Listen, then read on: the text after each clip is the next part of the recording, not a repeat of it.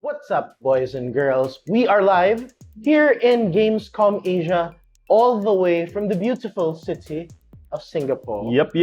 Yes, so actually such a huge milestone for us. We're super happy. Gamescom is the more business-to-business convention. But it also does feature some nice stuff for the consumers, for the general gamers big out booths. there. Right. Now, 2 years ago, Gamescom suddenly announced that there will be a Gamescom Asia in Singapore, and we were super happy about it. Yeah, because we don't have to actually fly out to Germany, and it's Because we never have been able to. more- Because it is far. and it's more convenient to fly out in Singapore, guys. No, exactly. And sure. then what happened 2 years before? And then, the world ended.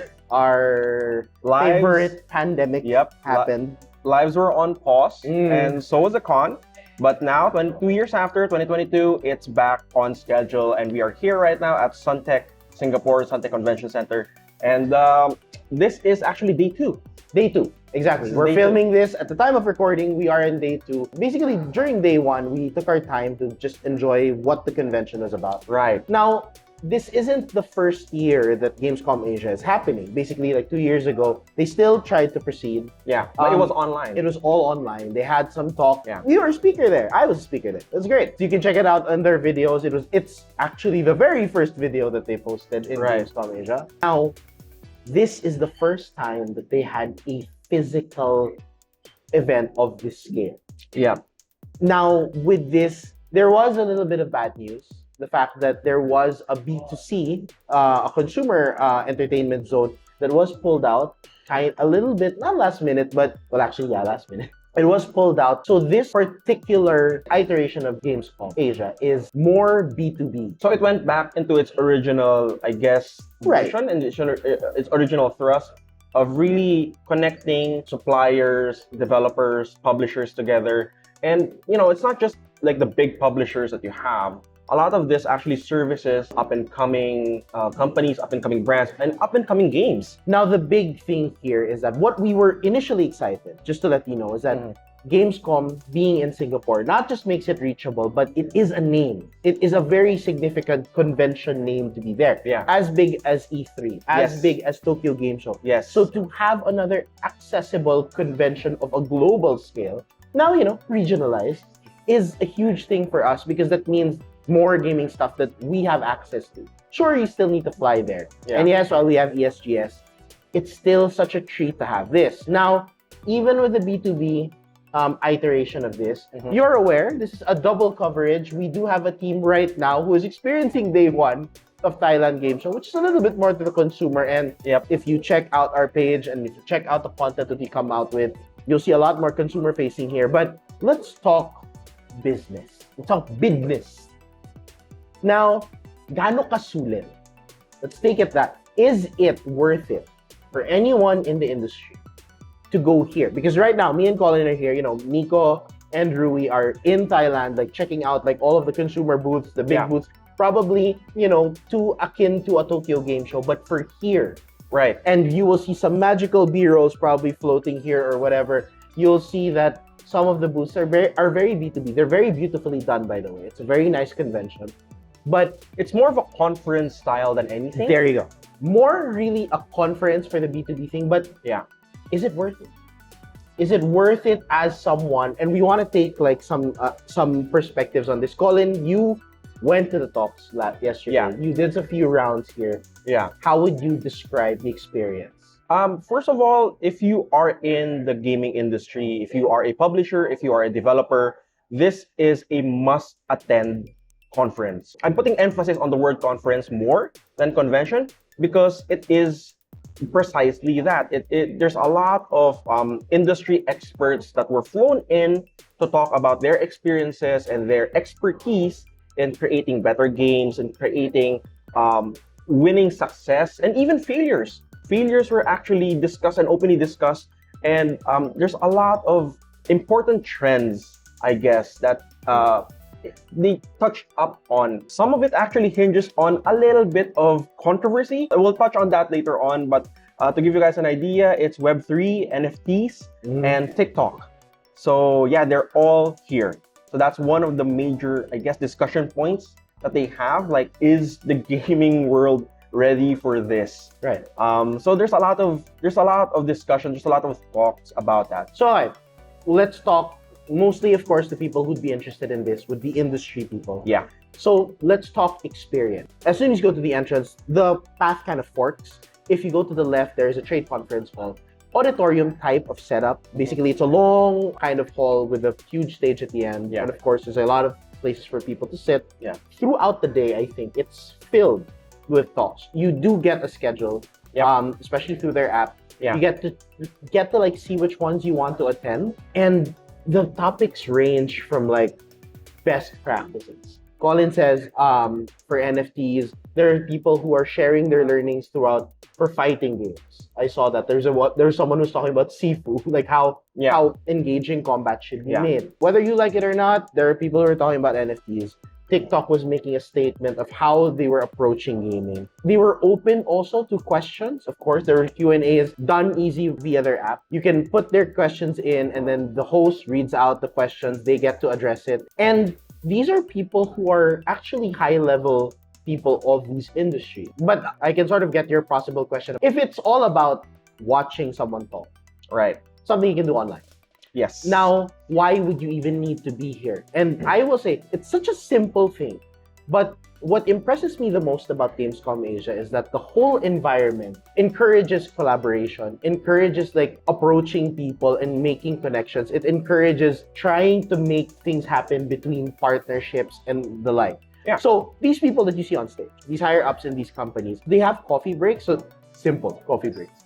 But it's held in this area where you can just like feel free to approach them. It's highly encouraged. It's not looked down upon or whatever. Approach them, talk to them about getting more of their thoughts about it. Yeah. Maybe trying to introduce yourself on how you could potentially collaborate. Yeah. We've simply by just like roaming where the coffee is held, I got to see a lot of people like you were approached, right? Yeah, I was even and approached. you were approached by a lot of people as well. I was even approached by potential business partners who were asking about what UnGeek was.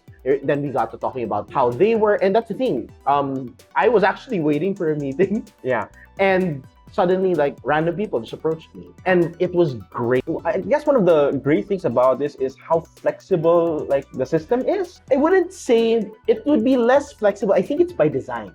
But basically, there are so many meeting areas here. So they've placed, it sounds simple once again, but they've placed, like, lounges all across. Benches, tables on TikTok has, like, this whole cafe kind of setup. There's a business community lounge right here where people can set up meetings via the app and like, so as down. Like a professional trade conference, it actually feels super chill. Yeah. And I think that's what you're paying for if you get into Gamescom Asia. You're actually just going for the opportunities to network because there are a lot. The whole thing is set up for collaboration. I've actually been to a couple of business conferences as well, and it's not as relaxed as this. So like I guess it's very conducive to the whole thing. I think that's the word for it. Like I said, that's the most impressive part. The booths are inviting to go to. They're very sleek looking, to be honest. It's not very typical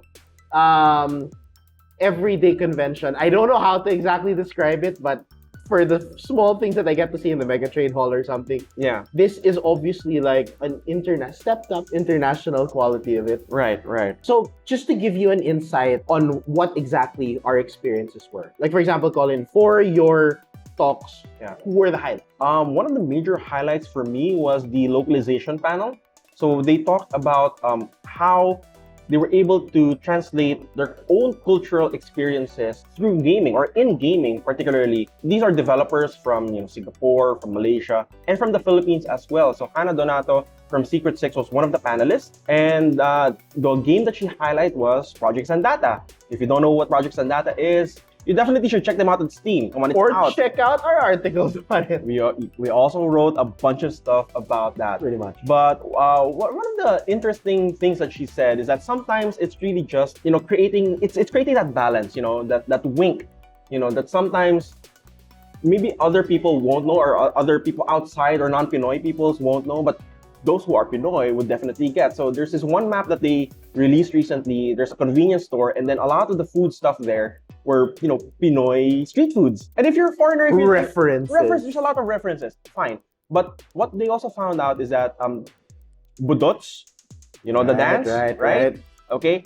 Some people outside the Philippines don't know the reference about that, but they love that emote. That it's there. That's there. Exactly.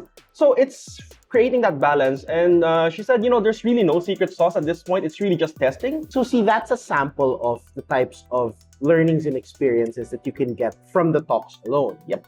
Now, you segue that to very specific needs. Like, for example, if you are, like us, media, there are a lot of potential partners here. You get to be introduced to the game devs here. You get to be introduced to publishers who are here. I have seen people drop by from PlayStation, from Ubisoft, from various companies regionally who are here just to check out the scene. Now, if you're a game dev, there are absolutely so many visitors across the globe, not just regionally. Yep.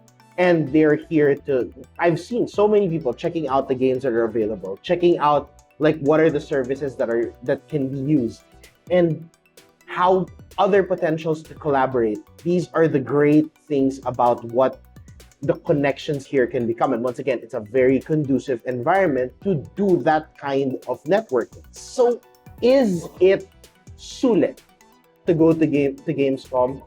So from a business standpoint, I can already tell you, yeah, if you are in the industry, if you're hungry to learn, it is. And sure, like I said, you can do the online thing. That's great. Yeah. I mean, still watching the talks online is great. But if you're here, you do open up yourself to a lot of the potential and possibilities to actually like form casual conversations with these people, aside from like talking shop. But then you establish that kind of relationship, which can lead to a lot of opportunities. We just wanted to do a quick discussion. We wanted to like share our thoughts because, like I said, we think it was worth sitting down with this glorious setup, sitting down and talking about like whether it is worth it, what good Gamescom Asia is bringing to the table for the industry, for the regional industry. But we will be coming out with our own materials about it. I'll be writing an article that's going to be sharing my thoughts on a little bit on a deeper sense on the experience of Gamescom. We're going to be checking out some of the stuff. You know, honestly, people might be saying, are they even highlighting any game or any games that are worth checking out? And the answer is yes. A lot of them are indie though. So we're going to be checking out some indie games for you guys. Watch out for that as well. So yeah, check out our content for more about Gamescom Asia. Anyway, that's it for this quick discussion. Till next time, boys and girls. This has been Rob. And Colin. Keep on gaming. Bye-bye. Also, you. Yes, you. Do you like what you're seeing for this discussion? Well, that's great because this was brought to you by the Lenovo Yoga Slim 7i Pro. One of the lightest, thinnest laptops that you can bring around with you in your travels and, you know, when you're doing conventions. Much thanks to Lenovo for, you know, showing us some love for this trip. Yes. And do show them some love by checking out their socials at Lenovo Philippines and Facebook. Yes. Check more stories on the Lenovo Yoga Slim 7i Pro at ungeek.ph. That's it. Thank you so much. And like I said, we'll see you next time.